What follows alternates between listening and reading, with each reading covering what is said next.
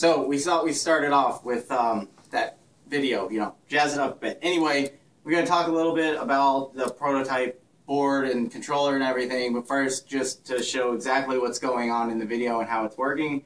So we've got two knobs and a controller, a wireless Xbox controller. Each knob corresponds to the intensity of one of the motors. So if I turn this motor, this knob controls that motor. I turn this knob, controls that motor. So if I kind of get them aligned upright, I can kind of make it walk. If I want to turn left, up, left, right, there we go. So it's loud. We're looking at stuff to kind of turn down some of the noise with some different materials. It may actually make it move faster.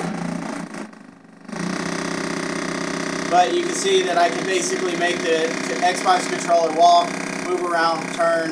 This is our prototype box. This is a 2-player prototype. It's got 2 knobs for each player. One knob controls the intensity of the left motor, one knob controls the intensity of the right motor so that you can toggle between them to go forward to turn the Xbox controller, whatnot. We're probably going to go ahead and get like a nicer wood, make it really sleek. This is just some like MDF material we could also use for our prototype racetrack. So we also probably replace the knobs, but inside it looks really bad right now. We need to clean all that up. This is a prototype soldering job. So it's just got potentiometers running into our Arduino board, and then the Arduino board is just going through USB to the computer. We would build another box, well, 2 new boxes with new wood and materials for 4 players, and then color code each side to the color of the controller for each player so they know who they are.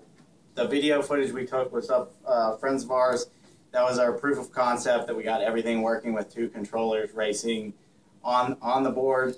There's going to be concept photos attached to it that we're going to send to show like our idea about what we're going to finish with.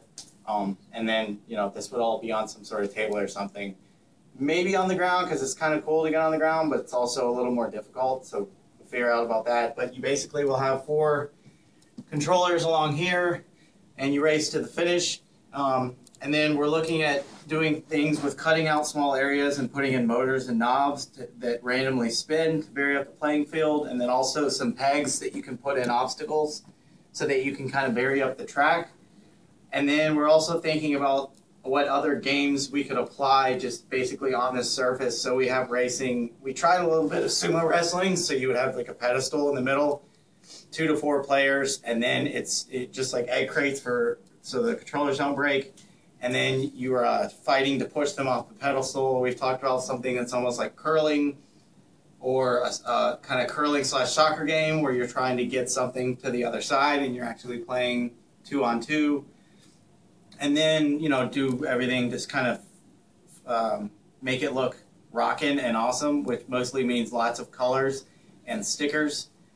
And we want to do everything with the controller and the track. Our idea is to have everything kind of be rectangular and right angles, lots of hard angles to kind of juxtapose the ergonomic, smooth kind of Xbox controllers. Keep everything out of wood that we can, other than like the motors underneath.